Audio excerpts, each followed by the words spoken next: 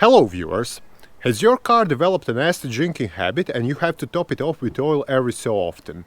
Assuming there are no visible stains underneath it, which eliminates substantial leaks, it's safe to conclude its engine is burning oil. Besides being annoying, this can also hamper your car's performance and damage its catalytic converter, which is why it mustn't be ignored. And one of the things that's quite likely to cause high oil consumption is damaged or worn valve seals, which is what this video is all about. But before we see what's what, don't forget to subscribe and hit that notification button. Let's go! We'll start by checking what symptoms you might have if the valve seals in your engine have gone bad. One thing sure to confirm the engine is burning oil is blue smoke coming from the tailpipe. Yet, such behavior can be caused by many things like worn pistons or turbocharger problems should your car have it. Because of this, you'll have to pay close attention to when the smoke appears, as doing so can help you narrow down the problem. For instance, this car had worn valve seals, and what would happen is that once it warms up and you leave it to idle for a minute or so, say like when waiting on a red light, and then press the throttle, it blows out a massive cloud of bluish smoke from the tailpipe. Next are the spark plugs, whose tips may be oily and greasy.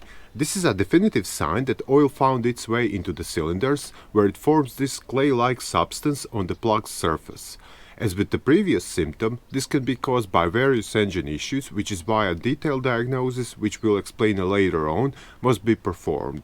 Either way, you'll have to change the spark plugs, but not before fixing the underlying issue. We should point out that every engine will use some oil between changes, and to determine how much is normal, you might take a look at your car's owner manual. For example, BMW will say engines may burn up to a quart of oil every 1,000 miles. GM also states that normal consumption can be 1 quart every 2,000 miles. But to be honest, a car that has done less than 50,000 miles shouldn't use more than a quart of oil between oil changes, unless explicitly stated by the automaker. If you need to add oil more frequently, something's wrong with the engine. But to figure out if that's down to defective valve seals, you'll have to observe all other symptoms as well. Besides fouling up the spark plugs, oil that gets into the cylinders will also offset the air-fuel mixture and effectively make it too rich.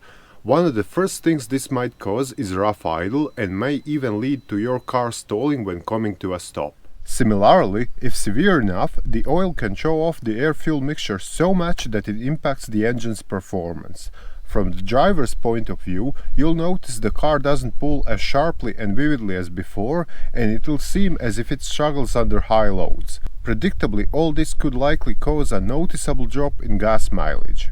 Lastly, all that burnt oil will come out of the engine through the exhaust, where it will go to the catalytic converter. Now, this emission control device was never designed to cope with something like that and may become clogged up over time, leading to expensive repair bills. Having found out what might happen if the valve seals are bad, it's now time to see what they are and why our engines need them in the first place. Each of the cylinders in the engine has 2 or more valves which open and close to let the fresh air in and burnt exhaust gases out.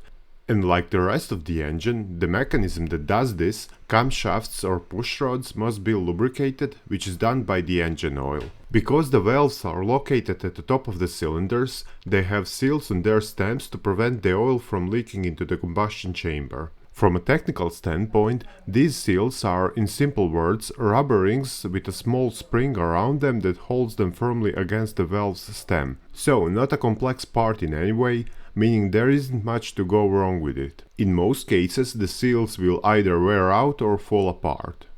Due to the nature of their job, valve seals are always fitted at the top of the valve stems, which places them at the upper portion of the cylinder head. And to see them, we'll have to remove the valve cover. Valve seals are found either within the valve spring or underneath the hydraulic tappet, depending on the engine's configuration. The most important diagnostic tool that you have is to watch the symptoms. It's not easy to check the valve seals, so we want to piece the symptoms together like a puzzle. If you are experiencing blue smoke and other symptoms, the valve seals might be bad. There are some special ways to up the symptoms if the valve seals are the problem, and here are the 3 options to consider. First, we have a cold engine test, for which we'll let the vehicle sit overnight. There will be some leftover oil inside the cylinder head from the last time the engine was running.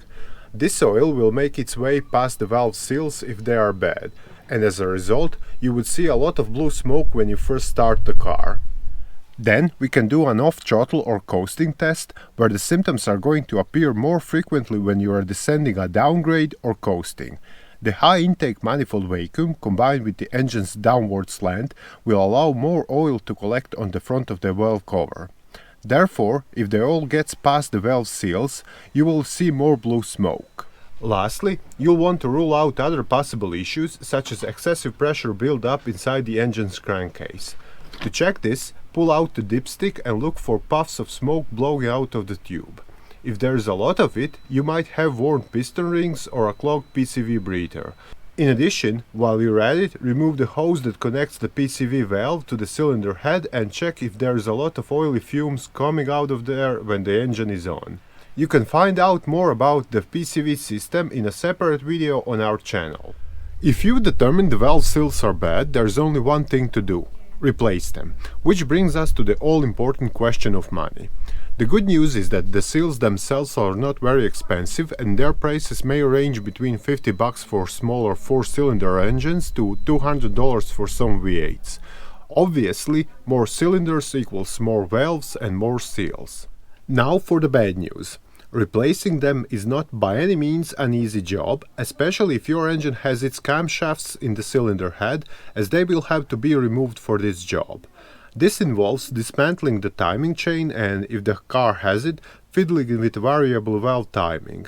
Sufficient to say, this is something that is best done by a seasoned professional. Even if dealing with an old-school pushrod engine, you must also take out the valve springs to reach the seals. During this process, you'll have to pressurize the cylinder to prevent the valve from dropping into it.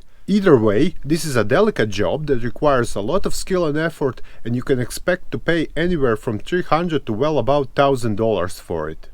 So, there you have it, viewers. Now you should know how to spot bad valve seals and what to do if that's the case. Yes, I know, this is not a cheap fix, but at least your car won't use too much oil afterward and will be nicer to drive. I hope this video was helpful, and if it is, don't forget to give us a big thumbs up and share it with your friends. But if not, a whole lot of other things could be causing the issue. So to continue troubleshooting, check out other videos here or visit our site mechanicbase.com for other detailed automotive repair guides. Bye!